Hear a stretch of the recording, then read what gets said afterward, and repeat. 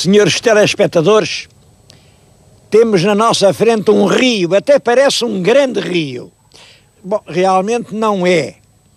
É uma albufeira num pequeno rio. Pequeno rio que tem uma grande importância histórica. É o Rio de São Domingos e era aqui na foz deste rio que na Idade Média havia um importante porto marítimo. Esse porto foi-se depois deslocando e é hoje a cidade de Peniche. Eu acho que este lugar é muito bom porque faz perceber exatamente essa modelação da paisagem. Eu tenho aqui a ilha de Peniche, isto é assim, devia ser assim no século X. Depois tudo isto foi assoreando. Olha, cá está o Rio de São Domingos. Nós neste momento encontramos-nos exatamente aqui. Exatamente aqui. A barragem que se vê lá ao fundo é aqui. Mas isto foi assoreando e hoje Peniche é, como veem, uma península. Aqui vai o Rio de São Domingos e por aqui, por estas alturas mais ou menos, fica a barragem.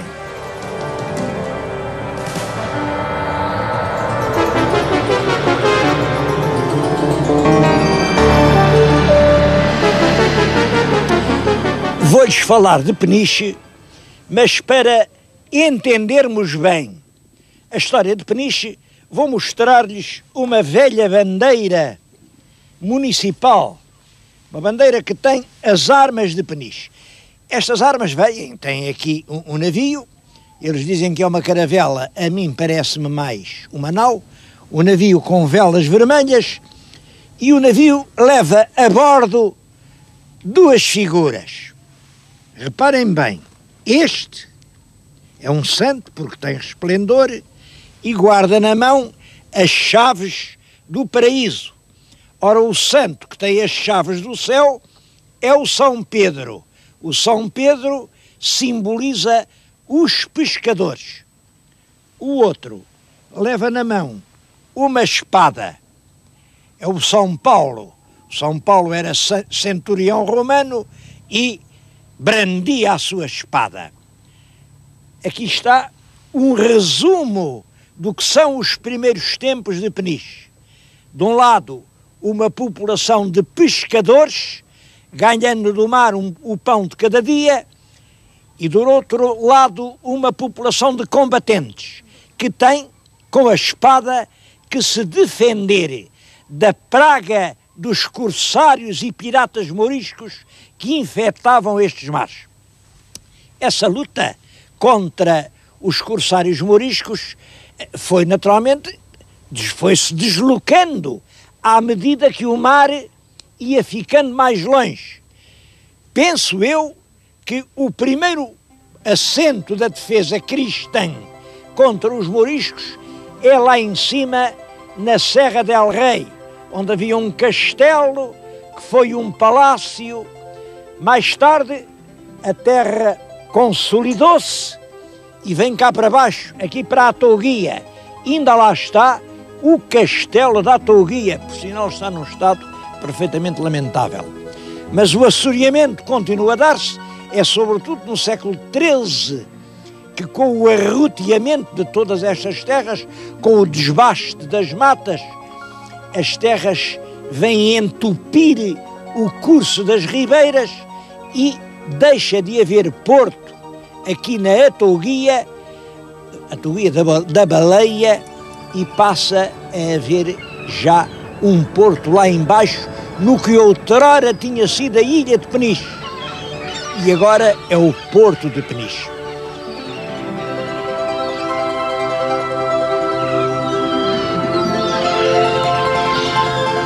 Toda esta região tem um grande interesse histórico. Eu, nesta altura, estou a falar-lhes no alto de uma torre medieval. É o que resta de um antigo paço real, os passos da Serra del Rei. se o meu telespectador olhar até ao longe, vê que na linha do horizonte ainda se vê lá assim uma espécie de corcova azulada. Bom, é o ilhéu da Berlenga. Um pouco mais para cá, vê-se o casario da cidade de Peniche. A povoação mais próxima é a Touguia da Baleia. Bom, e isto pode ser uma espécie de lição de geografia humana.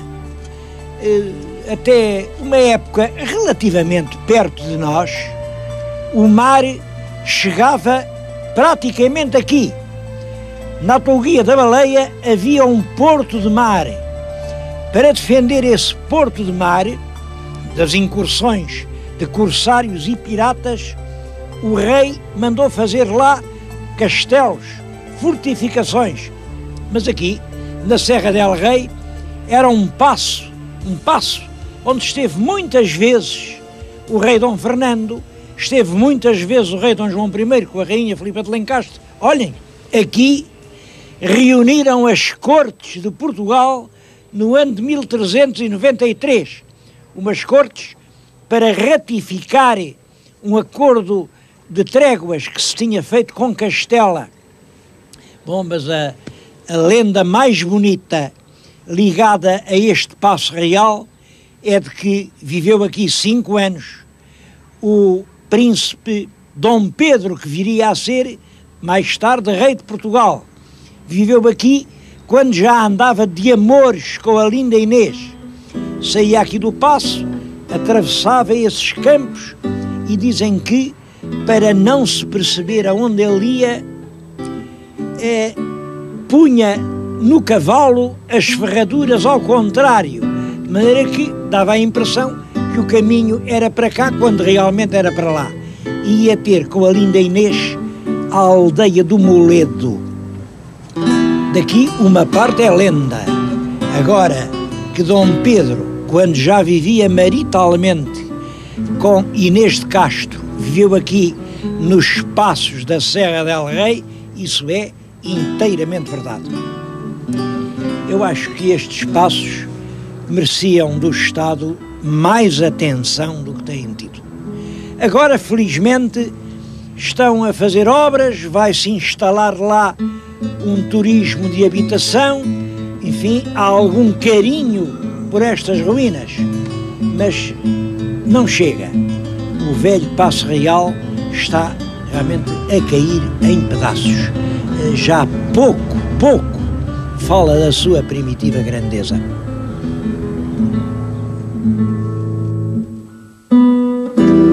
Do antigo Passo Real chegaram até nós estas ruínas, tudo isto está em ruínas. E ainda esteve pior do que agora está. Havia aqui uma abóbada ao meio que ruiu há cerca de 20 anos, toda a torre desabou aqui sobre este espaço e deve-se a dois homens modestos, o Sr. António dos Santos e o Sr. Alexandre Martinho, a dedicação de muitos meses de trabalho para desentulharem a sala e conseguirem pô-la no estado em que ela hoje está. Dois particulares que trabalham aqui fizeram sem qualquer ajuda pública, mas isto não é suficiente. O Estado não pode deixar cair os passos dos seus antigos reis numa situação como esta. O Estado tem que ter leis eficazes para manter condignamente o nosso património. Eu bem sei que se anda a falar muito, uma nova lei do património foi nomeada, creio que em dezembro de 1996, já passou 96, 97, está a acabar 98, a Comissão continua a trabalhar, faz uns relatórios, mas o que nós não precisamos não é só de relatórios, precisamos de ações concretas. Monumentos com toda esta importância histórica não podem ficar assim, confiados ao acaso das intervenções beneméritas.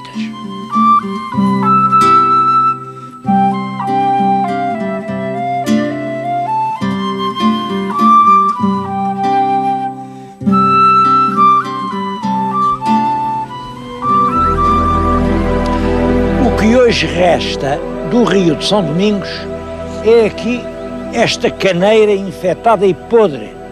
A gente olha para aqui e mal pode compreender como há um período relativamente curto, no tempo do rei Dom João I, isto era uma grande baía marítima. Olhem, o Dom João I, aliás, ainda era mestre de navios, andava lá na guerra, chegou aqui e conseguiu apreender 9 canoas baleeiras muito rápidas. Ele apreendeu-as certamente porque seriam galegas, mas havia aqui 9 navios da pesca à baleia que ele apreendeu. Desse tempo há um vestígio. Se o meu telespectador olhar bem naquele sentido, vê o resto de uma muralha. Bom, aquilo é nem mais nem menos que o castelo da Touguia da Baleia. Este castelo, é a minha opinião, vem do tempo de Dom Afonso Henriques, quando ele instala aqui 2 dos cruzados que o tinham ajudado na conquista de Lisboa, os irmãos de Cornis ou de Córnibus. Há muitas razões para isso, há quem diga que eram da Cornualha, há quem diga que eram numa terra, mas isso não interessa nada. O facto é este: Dom Afonso Henriques estabelece 2 valentes capitães dos cruzados aqui neste ponto, porque era um porto importante, um porto de pescadores, eram os tais pescadores das chaves do São Pedro, e era preciso protegê-los da fúria dos corsários maometanos. Isto, quanto a mim, é tão importante que compreendo mal que as entidades responsáveis pelo património português tenham deixado de chegar ao castelo àquela miséria. Aquilo, mais inverno, menos inverno, cai. Agora há lá umas casas, umas coisas modernas, mas não há o mínimo respeito por esta paisagem, que é realmente um trecho antológico da história de Portugal. Aqui há a Touguia da Baleia. Eu estou convencido que era uma baleação, porque, é claro, então se aqui, nisto que hoje são terras e canaviais e águas podres, isto era uma baía serena em que havia 9 navios de pesca à baleia. Isso significa que aqui havia uma baleação. Uma baleação quer dizer um local de pesca à baleia. Realmente a terra ainda hoje se chama a Touguia da Baleia. E se a gente entrar na igreja, vai encontrar uma coisa muito engraçada. Uma costela de baleia. É melhor ver para crer.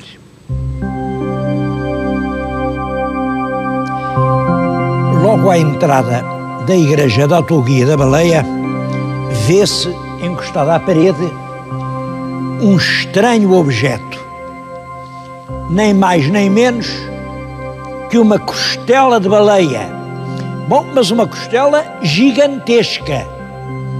Eu estive aqui a tentar medi-la, tem mais de 4 metros de altura e está incompleta. Portanto, é realmente um osso de baleia enorme que foi aqui guardado.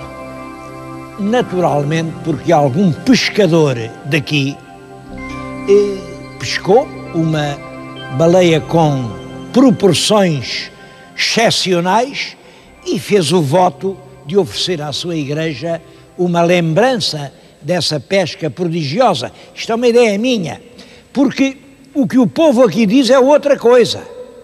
Diz que outrora o teto desta igreja era todo formado por traves iguais àquela, traves de osso de baleia. Isto não pode ser, é evidente que não pode ser, não acho isto absurdo, mas esta lenda tem um fundo de verdade. É que esta terra foi outrora uma baleação, uma praia onde vivia uma comunidade de pescadores que se dedicava à pesca da baleia. Por isso, acho realmente importante e entrenecedor e uma coisa a continuar, manter aqui esta homenagem de um pescador medieval a uma grande baleia que pescou. Gostava de lhes dizer o tipo da baleia, porque hoje os sábios sabem isso tudo, sabem a família, o género, a espécie, mas infelizmente nunca vi isso escrito.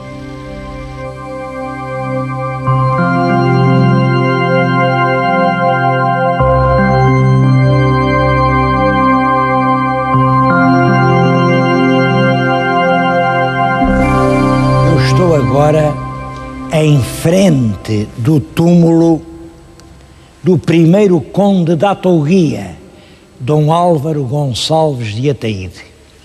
O túmulo é este.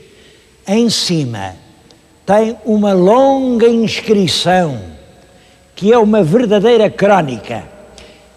Esta inscrição foi desconhecida até há poucos anos, porque esta capela estava toda forrada de talha barroca, umas almofadas douradas muito bonitas, mas a verdade é que o que estava nas paredes não se podia ler. E devemos a um morador de Peniche, um antigo funcionário da Câmara, o senhor Carlos Sá, ter vindo para aqui e durante horas e horas, no cimo de um escadote, até chamavam esta já a Pedra do Escadote, letra a letra, ter decifrado esta inscrição. Bom, é uma inscrição curiosa que mostra a vida de um cavaleiro português do século XV. Reparem só como a pedra acaba. Fala nos sucessores gloriosos dos vindouros segres. Os vindouros segres, os séculos que estão para vir. Os sucessores serão gloriosos.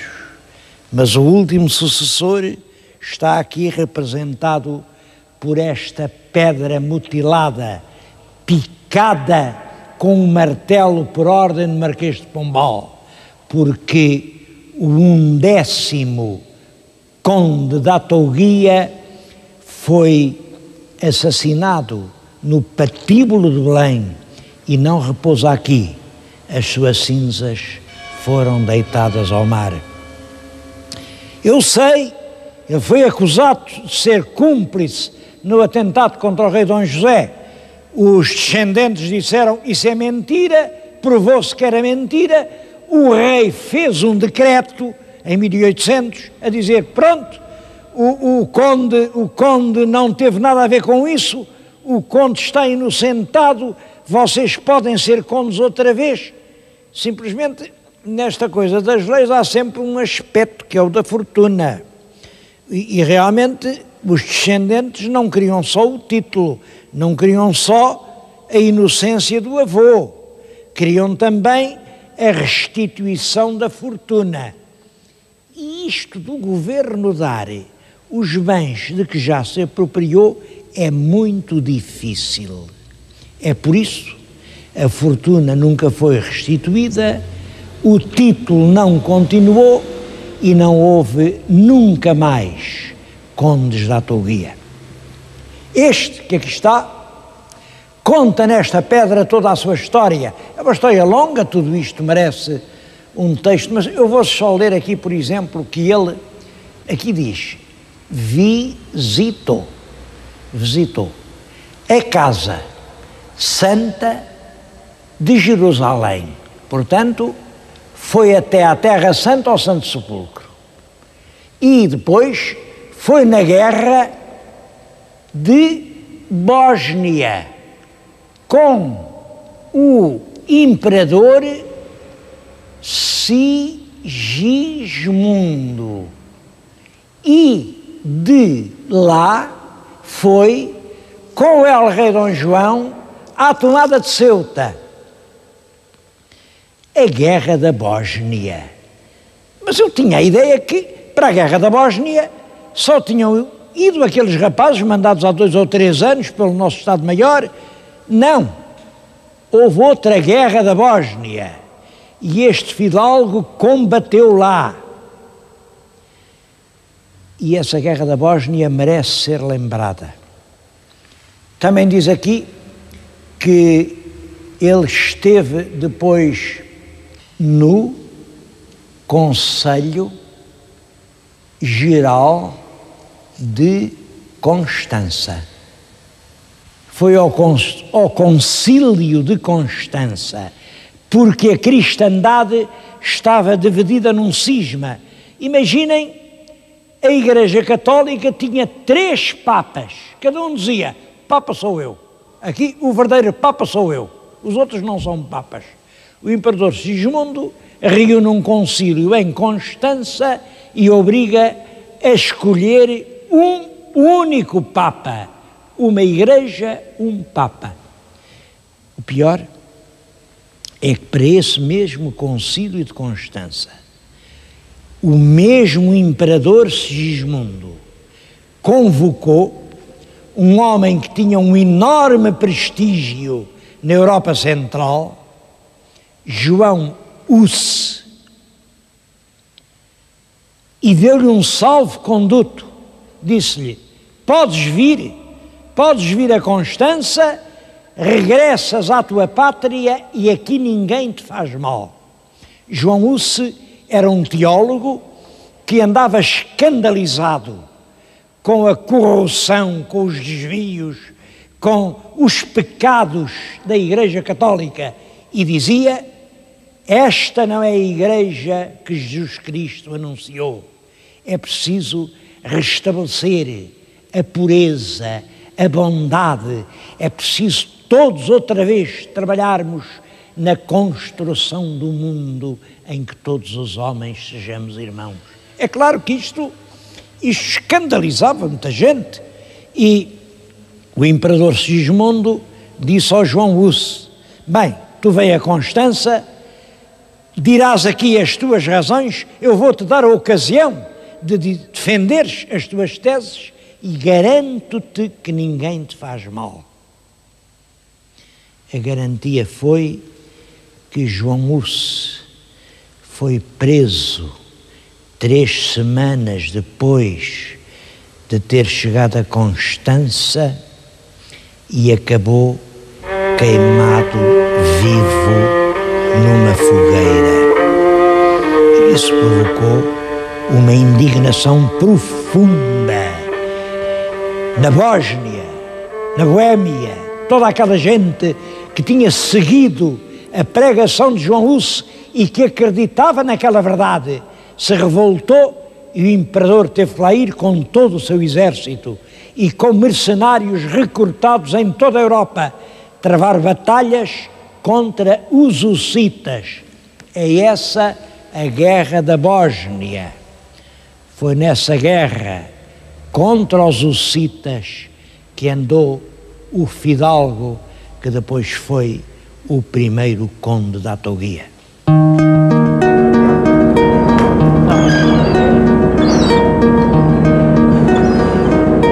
Ainda hoje, a maior parte da população de Peniche é constituída por pescadores.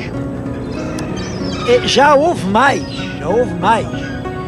que há 20 anos estavam concedidas mais de 3.000 cédulas marítimas. Agora o número é de cerca de 2.000.